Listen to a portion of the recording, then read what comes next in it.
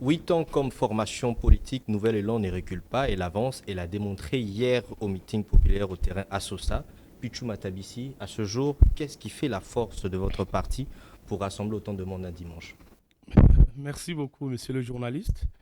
Encore une fois, merci pour l'invitation.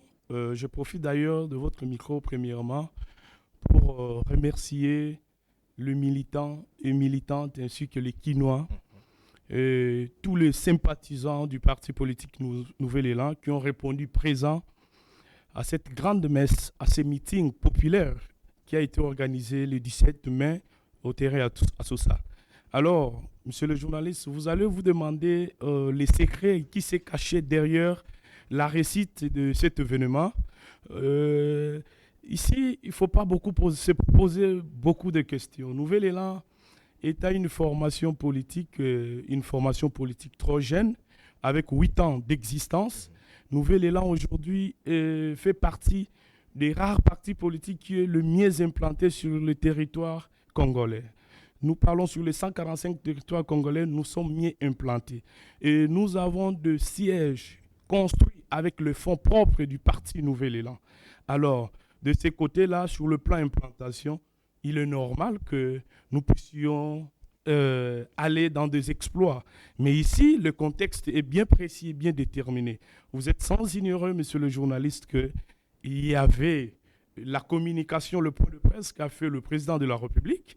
Il était question, il était clair. Nous, aujourd'hui, nous sommes partenaires avec le président de la République à travers notre leader qui est à la tête du ministère du Budget. Alors, nous travaillons derrière la vision du chef de l'État. Nous travaillons pour aider au chef de l'État de matérialiser sa vision à travers la diplomatie agissante, à travers le travail qu'il est en train d'abattre. Et voilà, il était important pour nous, Nouvel Élan, depuis que nous faisons partie de ces gouvernements de Mme Judith Suminwa, il était important qu'on puisse communiquer avec nos bases, qu'on puisse communiquer avec la population, qu'on puisse communiquer avec le peuple congolais, qu'on puisse également donner notre position réelle par rapport à la réalité, à la grande question qui se pose sur le changement ou la révision de la Constitution. Voilà la raison pour laquelle nous étions face au peuple congolais. Au sujet du changement de la Constitution, c'est au cours de ce meeting que vous vous êtes d'ailleurs prononcé de manière officielle sur cette question et vous êtes favorable au changement de la Constitution. Pichou Matabisi, la question est celle de savoir pourquoi aujourd'hui nous devons changer notre Constitution. Pourquoi aujourd'hui c'est devenu un impératif? Oui, merci beaucoup, monsieur le journaliste. Je pense qu'aujourd'hui, le changement de la Constitution devient un impératif. Alors, nous étions clairs à travers le message, la communication limpide de notre secrétaire général, Maître Blanchard Mongomba, sur le terrain, devant le peuple congolais, devant les Quinois, devant les militants et militants du Nouvel Élan. Nous avons apporté notre position et nous sommes favorables au changement. Alors, aujourd'hui, les gens vont se poser des questions. Le Nouvel Élan s'est dit prêt pour le changement de la Constitution. Pourquoi? Ces combats, nous l'avons commencé depuis longtemps. Avant même qu'on puisse intégrer le gouvernement du président de la République, mais à travers les différentes tribunes, notamment le 9e tribune de notre leader Adolphe Muzito, qui est sorti depuis 2019, nous avons bel et bien exprimé, donné des possibilités. Et entre autres, vous allez constater que nous avons évoqué des volets sur le plan de forme et sur le plan de fond.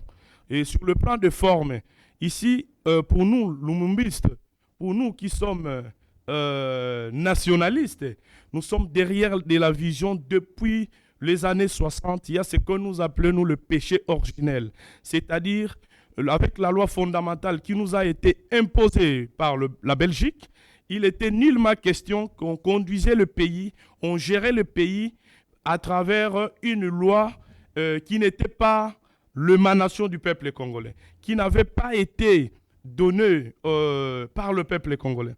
Et vous allez constater que cette maladie que nous appelons nous, le péché originel a continué jusqu'à Sun City. Les Congolais, le protagoniste, le belligérant se sont réunis pour avoir des textes de transition. Et ils n'ont pas interrogé le peuple congolais. Alors ici et aujourd'hui, nous, Nouvel Élan, nous réfléchissons à haute voix. Nous n'empêchons personne de réfléchir contrairement à notre position. Mais nous disons, par rapport à notre vision sur le plan idéologique, il est important qu'à ces niveaux, à ces stades, et surtout si vous voyez le contexte dans lequel le pays est en train de traverser, sur le plan sécuritaire. Aujourd'hui, il y a les différents territoires, il y a le coin et recoin du pays qui est occupé par les rebelles. Et ici, nous devons travailler autour du chef de l'État et nous devons revisiter nos lois par rapport à la réalité propre du pays, par rapport à nos propres réalités. Et vous allez constater également, si je peux évoquer sur le plan de fond, et il y a beaucoup de politiques publiques et il y a beaucoup des articles que contient cette constitution actuellement que nous sommes en train d'utiliser et qui ne corroborent pas avec la réalité du peuple congolais. Il y a une grande réforme que Nouvel Élan, Adolphe Muzito, que nous allons engager par exemple, que nous allons proposer concernant la titrisation de terres. Monsieur le journaliste, aujourd'hui, nous avons des chefs de terre senteurs, c'est-à-dire quoi?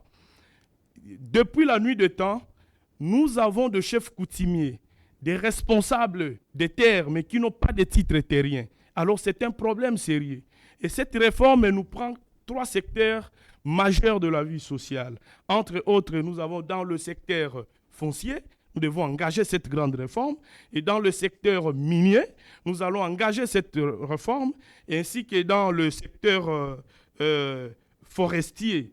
Parce qu'aujourd'hui, vous allez constater que les investisseurs arrivent au pays et ils exploitent, mais les propriétaires de terre, il n'y a pas de développement, ne gagnent absolument rien.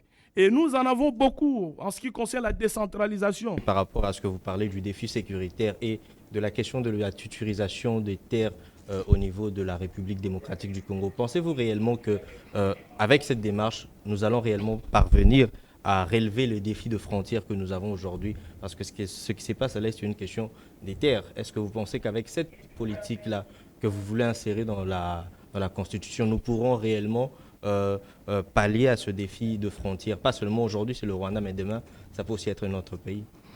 Oui, merci beaucoup. Je suis persuadé, je suis trop sûr qu'avec toutes ces politiques publiques, toutes ces réformes, ça nous permettra de rassurer la sécurité et protéger l'intégrité du territoire national.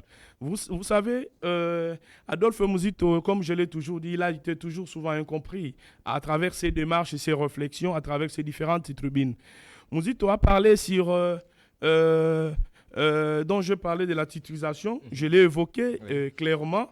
Et vous savez aujourd'hui que lorsque nous mettons en place cette grande réforme dans ces 3 secteurs, notamment foncier, minier et forestier, cela va propulser et apporter le développement dans notre pays sur le plan social.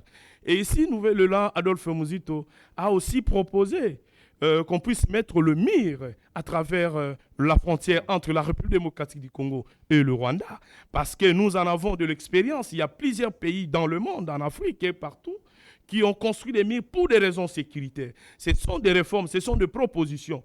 Parce que vous devez savoir, et notre peuple doivent savoir que, étant donné que nous avons cette richesse que Dieu nous a donnée, nous serons toujours menacés. Et nous qui gérons le pays aujourd'hui, nous sommes censés de travailler dans un sens périn pour des générations futures. On ne peut pas travailler dans l'idée de trouver des solutions conjoncturelles.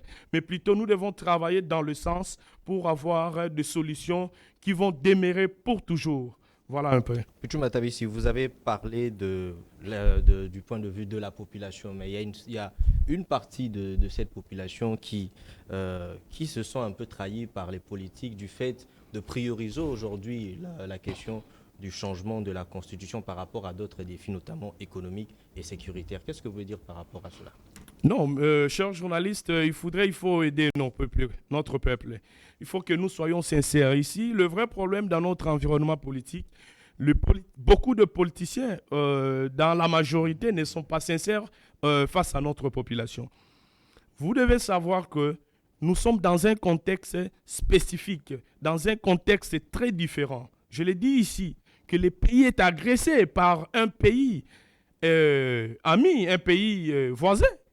Aujourd'hui, le président de la République est en train de fournir les efforts matin, midi, soir à travers son gouvernement, que nous sommes en train de travailler pour renforcer le budget afin de retrouver la paix.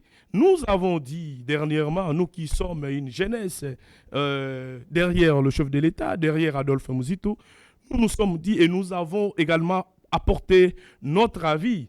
Monsieur le Président Félix Tshisekedi doit rester là où il est, étant donné que le pays n'est pas encore pacifié. Parce qu'ici, il faudrait expliquer à notre peuple qu'on ne peut pas avoir des élections pendant que le pays n'est pas pacifié. Aujourd'hui, Goma, Bukavu, qui n'est pas sous la juridiction, sur le plan légal au gouvernement central, nous sommes en train de travailler. Le président de la République, à travers son gouvernement, ils sont en train de travailler pour retrouver la paix et récupérer, pacifier le pays. Et c'est à ce moment-là que nous allons réfléchir. Nous allons revenir avec nos amis qui cherchent matin, midi, soir, qui sont en train de chercher les dialogues, échanger entre nous. Très rapidement, vous avez tout à l'heure évoqué qu'on ne peut pas tenir les élections aujourd'hui en République démocratique du Congo sans Goma et sans Bukavu. Mais en 2023, nous avons eu des élections sans une partie de notre territoire qui était sous occupation. Pourquoi aujourd'hui, ce ne serait pas la même chose? Et pourquoi aujourd'hui, très rapidement, vous qui êtes du côté du pouvoir, refusez le dialogue avec ceux de l'opposition? Merci beaucoup, monsieur le journaliste. Je vais aller rapidement vous répondre s'agissant à cette comparaison que vous avez faite par rapport aux élections de 2018. Et il faudrait contextualiser les choses actuellement. Je vous ai dit ici que nous devons travailler sur base de trouver des solutions efficaces, durables, qui vont permettre le développement du pays. Mais lorsque nous travaillons pour aller dans des solutions conjoncturelles, et ce qui fait que nous revenons toujours dans le même problème de jour le lendemain. Alors, on a essayé avec cette recette en 2018 et ça a donné le résultat que ça a donné. Et on ne peut plus aller revenir dans cette recette. Alors, qu'est-ce qu'il faut faire? C'est ce qu'a dit le président de la République. Nous devons travailler pour des générations à venir. Aujourd'hui, monsieur le président de la République est déterminé de pacifier le pays. Il faudrait mettre fin avec cette velléité de Paul Kagame qui a pris le temps de 3 décennies, jour pour jour. On ne peut plus négocier avec Kagame. On ne peut plus aller négocier sur le terrain. Nous devons nous déployer, nous devons travailler allant dans le sens de récupérer nos territoires qui sont occupés par les rebelles, notamment qui sont appuyés, le M23, et qui sont appuyés par le Rwanda.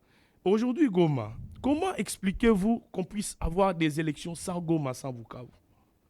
C'est extrêmement grave. Nous ne pouvons pas. Et nous sommes sur une bonne voie. Voilà la raison pour laquelle, monsieur le journaliste, la thématique de notre meeting était, on a parlé sur le soutien des institutions et le soutien au FARDC. Pourquoi nous soutenons les institutions? Bien évidemment, c'est pour vous répondre directement.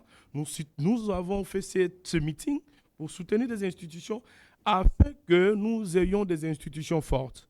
Lorsqu'on a des institutions fortes, ces institutions vont travailler allant dans le sens d'apporter des solutions durables pour notre pays. Pourquoi soutenir le FARDC? Nous avons voulu bien soutenir nos FARDC, le vaillant combattant, qui mouillent leur maillot, qui sont sur le champ de bataille matin, midi, soir, pour protéger l'intégrité du territoire national.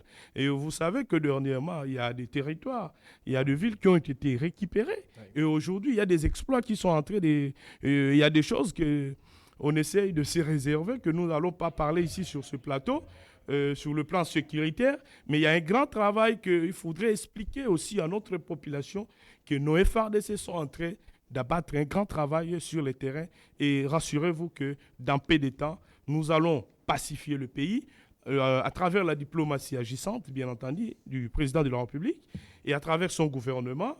Et nous avons aujourd'hui, si vous allez dans le domaine du budget, et là où nous nous retrouvons à travers notre leader Adolphe Muzito, le budget aujourd'hui en ressources propres, nous allons vers le 15 milliards de dollars.